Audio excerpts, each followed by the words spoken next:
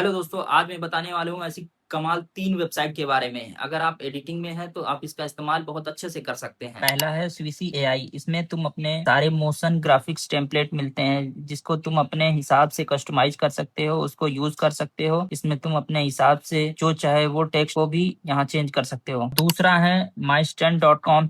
इसमें तुम जो भी ट्रेंडिंग साउंड इफेक्ट्स लाना चाहते हो या फिर अपने रील में ऐड करना चाहते हो या फिर वीडियो में ऐड करना चाहते हो वो यहाँ से मिल जाएगा। और तीसरा है बीसीसी लाइब्रेरी। इसमें तुम जो चाहे कैटेगरी के अपने हिसाब से साउंड जो भी चाहते हो इसमें सर्च करने पे अपने आप आ जाएगा। जैसे हम मशीन का चाहते हैं, यहाँ पे मशीन का लोडिंग हो जाएगा, उसके बाद देन इसको प्ले कर सकते हैं, यहाँ से डाउनलोड करके अपनी वीडियो में लगा सकते हैं।